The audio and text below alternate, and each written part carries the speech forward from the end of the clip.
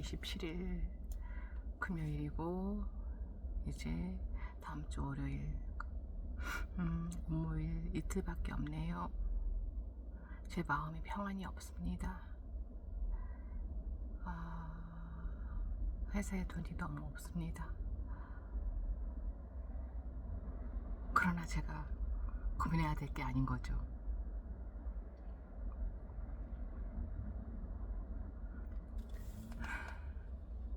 아버지께서 다 이끌어 가실 거인 거죠. 그런데 제게 믿음이 부족해서 평안이 없습니다. 마음에 평안이 없습니다, 아버지. 오늘 오랜만에 혜린과장 고실장 출근을 하고 고실장이 퇴사 직전 마무리 중에 있는데 제 마음에 평안이 없네요. 불편하네요. 그들이 다 불편하네요, 아버지. 제가 사람들과의 관계에 문제가 있는 것 같아요. 아버지,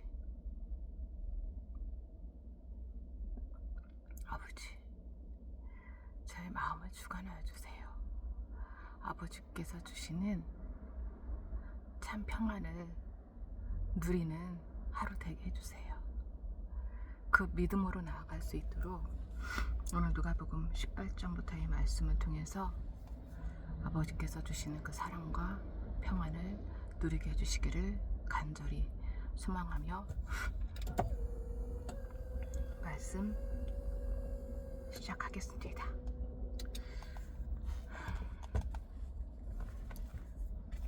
누가복음 18장 과부와 재판관의 비유. 예수께서 제자들에게 늘 기도하고 낙심하지 말아야 한다는 뜻으로 비유를 하나 말씀하셨다. 저네요. 늘 기도하고 낙심하지 말아야 한다라는 뜻으로. 어느 고을에 하나님도 두려워하지 않고 사람도 존중하지 않는 한 재판관이 있었다. 그 고을에 과부가 한 사람이 있었는데 그는 그 재판관에게 줄곧 찾아가서 내 적대자에게서 내 권리를 찾아주십시오 하고 졸랐다. 그 재판관은 한동안 들어주려고 하지 않다가 얼마 뒤에 이렇게 혼자 말하였다. 내가 정말 하나님도 두려워하지 않고 사람도 존중하지 않지만 이 과부가 나를 이렇게 귀찮게 하니 그의 권리를 찾아주어야 하겠다. 그렇게 하지 않으면 그가 자꾸만 찾아와서 나를 못 견디게 할 것이다. 주님께서 말씀하셨다. 너희는 이 불의한 재판관이 하는 말을 귀담아 들어라. 하나님께서 자기에게 밤낮으로 부르짖는 택하신 백성의 권리를 찾아주시지 아니시고 모른 채하고 오래 그들을 내버려 두시겠느냐? 내가 너희에게 말한다. 하나님께서는 얼른 그들의 권리를 찾아주실 것이다. 아멘. 그러나 인자가 올 때의 세상에서 믿음을 찾아볼 수 있겠느냐? 주여. AGMBT가 직원들이 이제 몇 명 안 되니까 하나가 되어서 한 마음이 되어서 AGMBT가 크게 성장하게 해주세요, 아버지. 이제 마이너스에서 벗어나서 흑자로 돌아서게 해주세요, 아버지. 주여, 흑자로 돌아서게 해주세요. 이익을 내는 AGMBT가 되게 해주세요, 아버지. 바리새파 사람과 세리의 비유. 스스로 의롭다고 확신하고 남을 멸시하는 몇몇 사람에게 예수께서는 이 비유를 말씀하셨다. 두 사람이 기도하러 성전에 올라갔다. 한 사람은 바리새파 사람이고 다른 한 사람은 세리였다. 바리새파 사람은 서서 혼잣말로 이렇게 기도하였다. 하나님 감사합니다. 나는 남의 것을 빼앗는 자나 불의한 자나 간음하는 자와 같은 다른 사람들과 같지 않으며 더구나 이 세리와는 같지 않습니다. 나는 일일에 2번씩 금식하고 내 모든 소득의 11조를 바칩니다.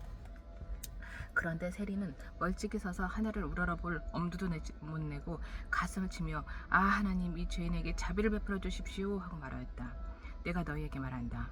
의롭다는 인정을 받고서 자기 집으로 내려간 사람은 저 바리새파 사람이 아니라 이 세리다. 누구든지 자기를 높이는 사람은 낮아지고 자기를 낮추는 사람은 높아질 것이다.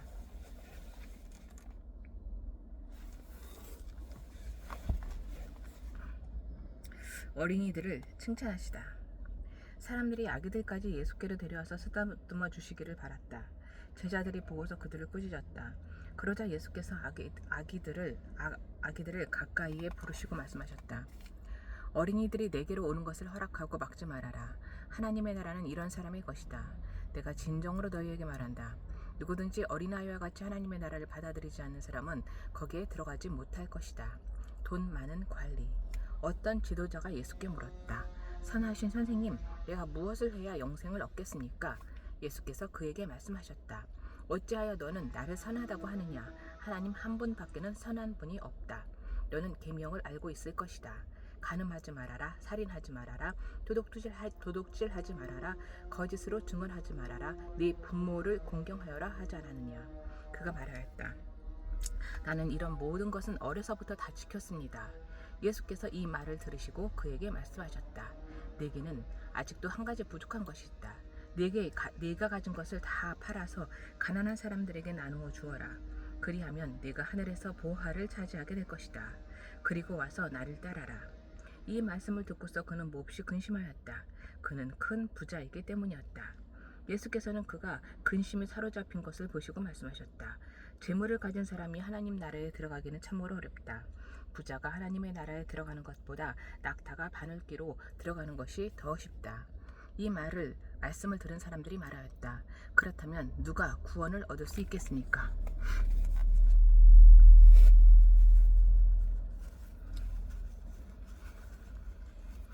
예수께서 말씀하셨다. 저 사람은 할 수 없는 일이라도 하나님은 하실 수 있다. 베드로가 말하였다. 보십시오. 우리는 우리에게 속한 것들을 버리고서 하나님을 따라왔습니다. 예수께서 그들에게 말씀하셨다. 내가 진정으로 너희에게 말한다.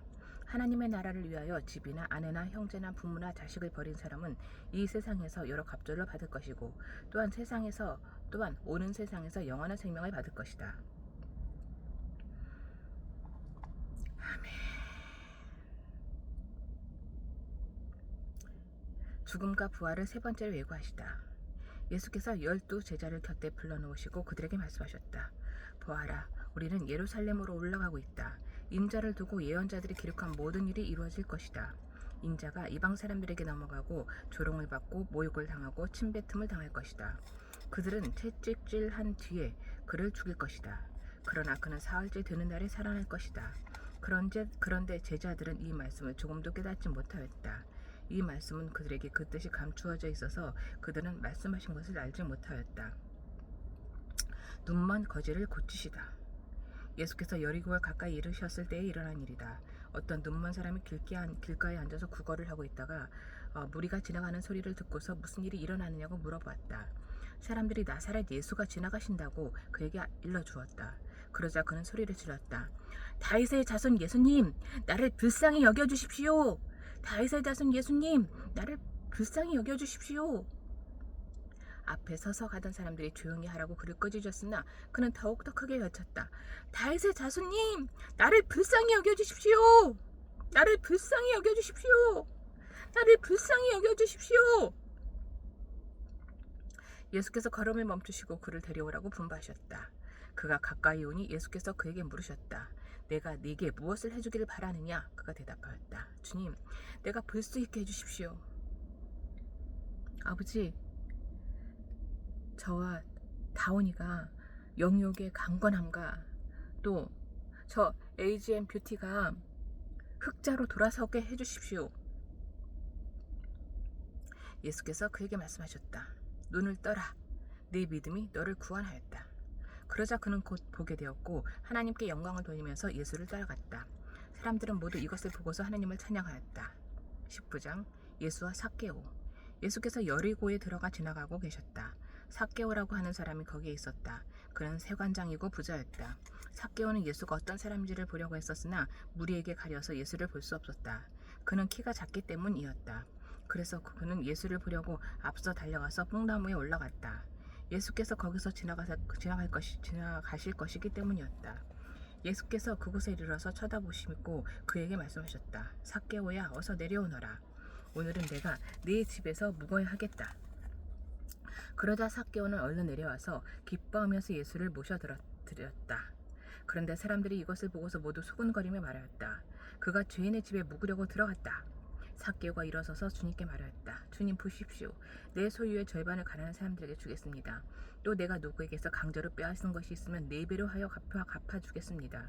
예수께서 그에게 말씀하셨다. 오늘 구원이 이 집에 이르렀다. 이 사람도 아브라함의 자손이다. 인자는 잃은 것을 찾아 구원하러 왔다. 주여. 열 문화의 비유. 그들이 이 말을 듣고 있을 때 예수께서 덧붙여서 비유를 하나 말씀하셨다. 이 비유를 드신 것은 예수께서 예루살렘에 가까이 이르신 데다가 사람들이 하나님의 나라가 당장에 나타날 줄로 생각하고 있었기 때문이다. 그래서 예수께서 말씀하셨다.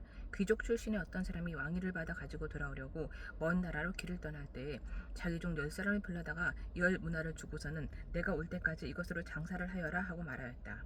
그런데 그의 시민들은 그를 미워하므로 그 나라로 사절을 뒤따라 보내서 우리는 이 사람이 우리의 왕이 되는 것을 원하지 않습니다 하고 말하게 하였다. 그러나 그 귀족은 왕위를 받아가지고 돌아와서 은화를 맡긴 종들을 불러오게 하여 각각 얼마나 벌었는지를 알아보고자 하였다. 첫째 종이 와서 말하였다. 주인님, 나는 주인의 한 문화로 10문화를 벌었습니다. 주인이 그에게 말했다. 착한 종아, 잘했다. 내가 아주 작은 일에 신실하였으니 10고을을 다스리는 권세를 차지하여라. 둘째 종이 와서 말하였다. 주인님, 나는 주인의 한 문화로 5문화를 벌었습니다. 주인이 이 종에게도 말하였다. 너도 5고을을 다스리는 권세를 차지하여라. 또 다른 한 종이 와서 말하였다. 주인님 보십시오. 주인의 한 문화가 여기에 있습니다. 난 이것을 수건에 싸서 보관해 두었습니다. 주인님은 야무진 분이라서 맡기지 않은 것을 찾아가시고 심지 않은 것을 거두심으로 나는 주인님을 무서워하여 이렇게 하였습니다. 주인이 그에게 말하였다. 악한 종아, 나는 네 입에서 나온 말로 너를 심판하겠다.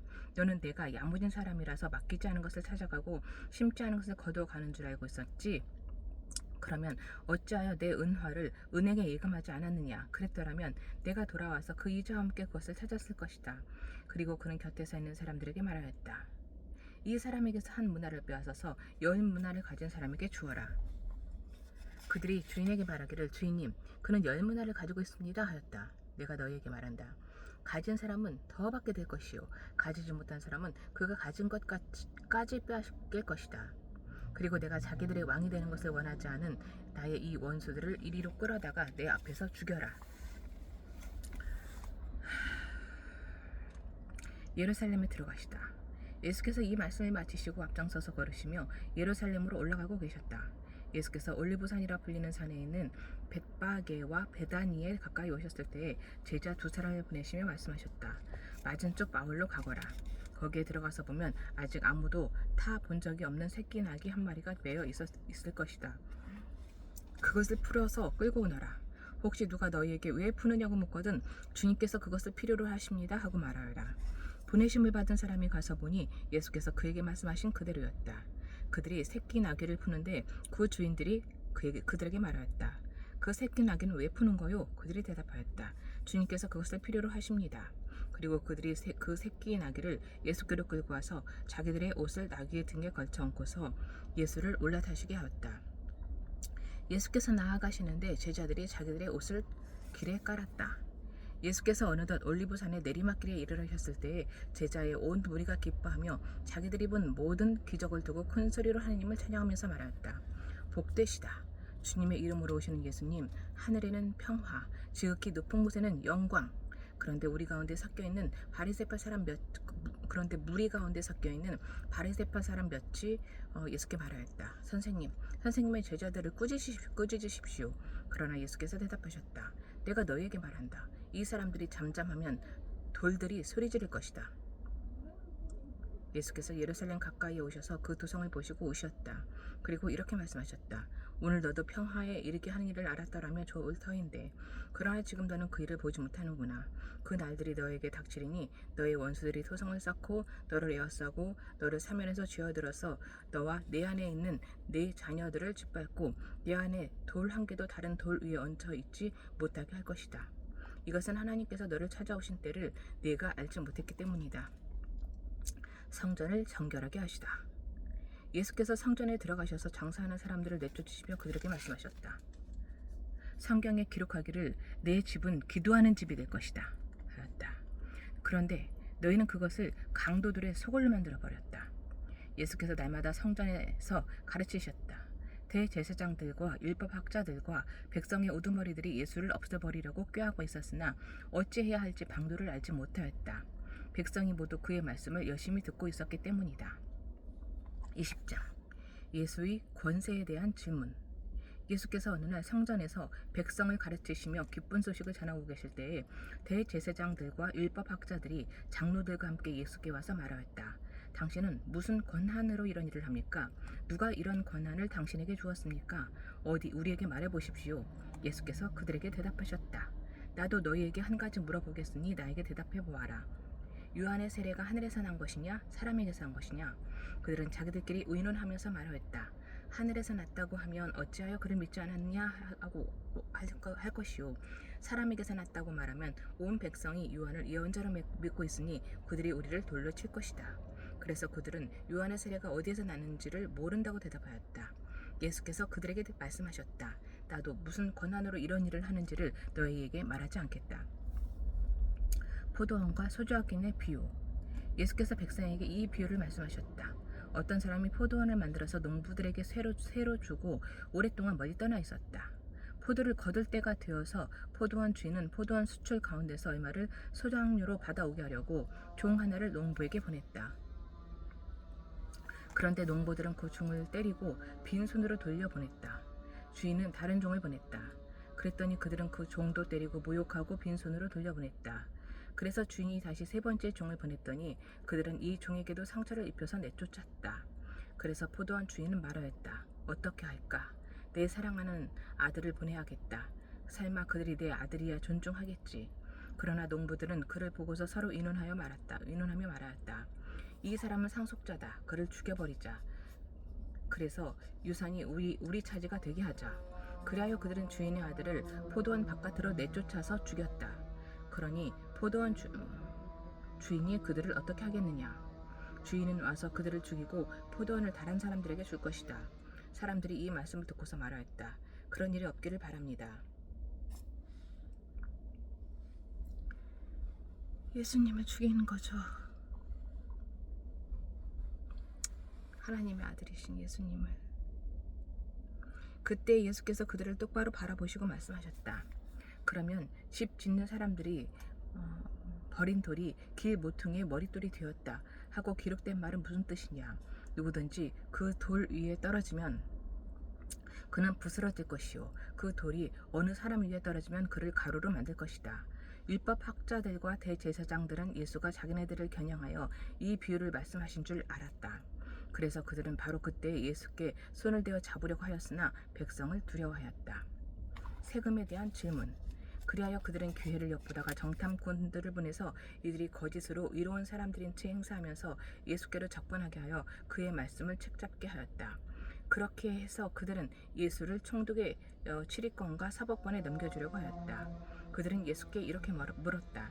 선생님, 우리는 선생님이 바르게 말씀하시고 가르치시고 또 사람을 겉모양으로 가리지 않으시고 하나님의 길을 참되게 가르치시고 계시는 줄 압니다.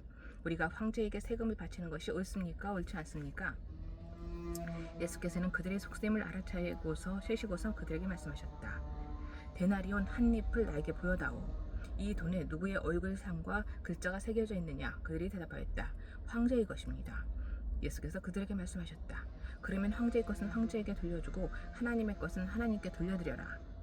그들은 백성 앞에서 예수의 말씀을 책잡지 못하고 그의 답변에 놀라서 입을 다물었다. 부활 논쟁.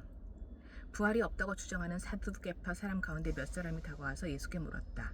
선생님, 모세가 우리에게 써주기를 어떤 사람의 형이 자식이 없이 아내를 남겨두고 죽으면 그 동생이 그 형수를 맞아들여서 뒤를 이을 아들을 자기 형에게 세워줘야 한다 하였습니다. 그런데 7 형제가 있었습니다. 마지가 아내를 얻어서 살다가 자식 없이 죽었습니다.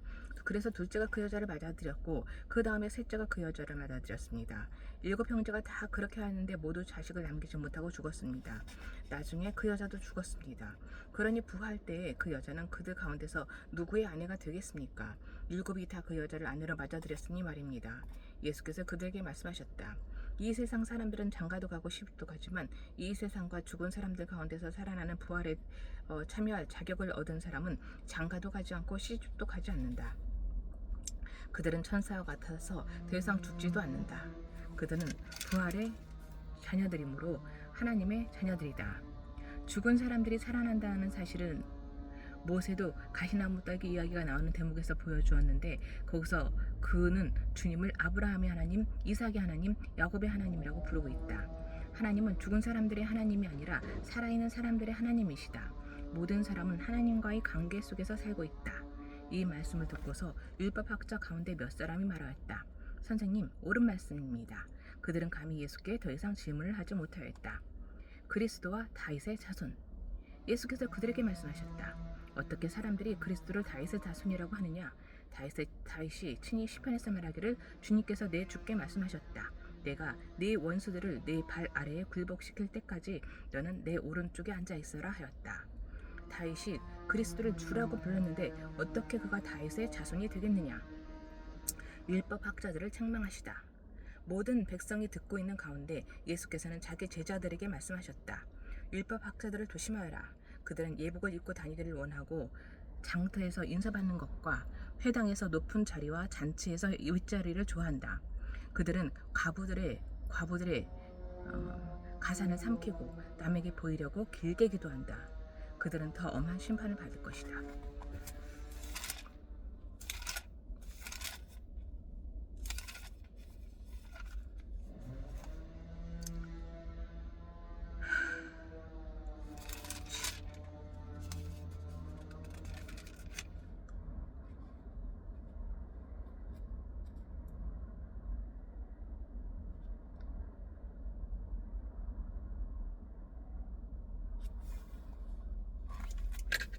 그는 더욱더 크게 해줬다. 눈만 커지. 다윗의 생명 불쌍히 해주십시오. 고지셨으나 더욱 크게 해줬다. 다윗의 자손 나를 불쌍히 해주십시오. 다윗의 예수님, 저와 다온이를 불쌍히 여겨주십시오. 예수님, HMBT를 불쌍히 여겨주시고 흑자가 나는 기업이 되게 해주세요. 흑자가 나는 기업이 되게 해주세요. HMBT가 흑자가 나는 기업이 되게 해주세요. 주여, 충주 공장이 빨리 매각이 되게 해주세요. 아버지, 충주 공장이 빨리 매각이 되게 해주세요. 아버지, 오늘 하루 주님께서 주시는 평안, 은혜, 사랑을 충분히 누리는, 풍성히 누리는 저와 다온이가 되게 해주세요. 아버지, 아버지께서 주시는 은혜와 명철로 담대한 하나님의 자녀 영숙이가 되게 해주세요. 주여, 아버지, 혜린과장, 고실장, 권팀장, 민주팀장, 진학 팀장, 그 복례님, 알바, 이 모두 앞에서 담대한 하나님의 자녀이기에 담대한 하나님의 자녀로서의 모습을 보일 수 있게 해주세요. 아버지, 너무나 악하고 어리석고 미숙하고 비겁한 저이지만 이런 저를 자녀 삼아 주시고 이런 저를 위해 이 땅에 보내주신 우리 주 예수 그리스도의 이름으로 기도드립니다. 아멘.